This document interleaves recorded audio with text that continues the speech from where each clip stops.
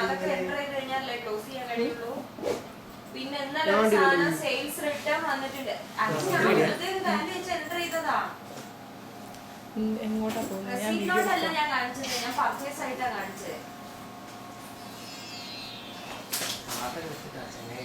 മറ്റു പ്രശ്നമല്ല. എന്നാലും ക്വാണ്ടിറ്റി ഇന്നലെ ഒരു സെയിൽസ് എക്സ്പോർട്ട് റിട്ടേൺ വന്നിട്ടുണ്ട്. ആ സാധനത്ത് വരെ സ്റ്റോക്കിലേക്ക് ഇട്ടില്ല.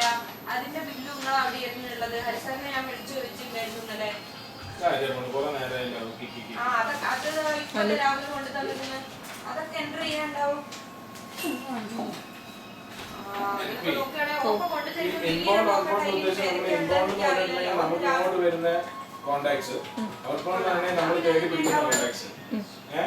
അപ്പം ഇത് എക്സ്പ്ലെയിൻ ചെയ്യുമ്പോൾ നമ്മളിങ്ങനെ ഔട്ട് ബൗണ്ട് കോൺടാക്ട്സ് നമ്മള് കൂട്ടാനുള്ള പരിപാടിയാണ്. ഇപ്പൊ ഈ ഓരോ ഇൻസ്പെക്ഷൻ ആകുമ്പോൾ അവിടെയുള്ള ഡീറ്റെയിൽസും കാര്യങ്ങളൊക്കെ എടുക്കാൻ പറയുന്നത്. ഇൻബൗണ്ടിൽ നമുക്കൊന്നും ചെയ്യാൻ പറ്റില്ല.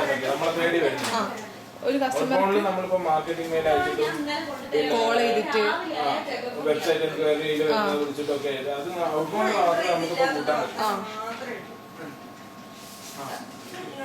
ഈ സാധനം സെയിൽസ് ആൻഡ് സർവീസിൽ നിങ്ങൾ ഔട്ട് അടിക്കണം. എന്നാൽ എനിക്കത് ക്ലോസ് ചെയ്യാൻ പറ്റുള്ളൂ. ഇത് സെയിൽസ് ആൻഡ് സർവീസിലെ സാധനമാണ്. ഇത് NAPM-ലേക്ക് മാറ്റി NAPM നിങ്ങൾ റെസ്പോൺസിബിൾ സ്റ്റോക്ക് പിന്നെയും കുറയും. സെയിൽസ് ആൻഡ് സർവീസിന് സെയിൽ കാണിക്കണം. ഒരു പർച്ചേസും കാണിക്കണം. തിക്കും തിരക്കും കൂട്ടി സ്റ്റോക്ക് ലഭിക്കേണ്ടതെന്ന് ഹരിസാറിനോട് പറയുന്നത്. പിന്നെ ഹരിസാറിനോട് പറയും ഒരു ജേലി എടുക്കാൻ വന്നത്. ഇപ്പൊ ഏത് വകയിൽ കേട്ടാന്ന് എനിക്കറിയില്ല. സ്റ്റോക്ക് അതന്നെ പറയുന്നത്. സ്റ്റോക്ക് തന്നെയാ പറയുന്നത്. ഈ സാധനങ്ങളൊക്കെ ഫുൾ എന്തിട്ടാലേ സ്റ്റോക്ക് എന്തെങ്കിലും ആവുള്ളൂ. ഈ തേവിയൊന്നുമില്ലേ നമ്മളെ സ്റ്റോക്കിലുള്ള സാധനം നമ്മള് നൈറ്റിലേക്ക് കൊടുത്തിട്ട് 2 കൊല്ലം ഞാൻ ഇന്നലെ റിട്ടേൺ വന്നു. പക്ഷെ ഈ സാധനം ടാലിയിലില്ല. ഇല്ല. അപ്പൊ എന്താ ചെയ്യേണ്ടത് എനിക്ക് അറിയില്ല. ഇതിനെ പറ്റിയൊക്കെ ഹരിസാറിന് മെയിലൊക്കെ അയച്ചു കൊടുത്തതാ. No reply.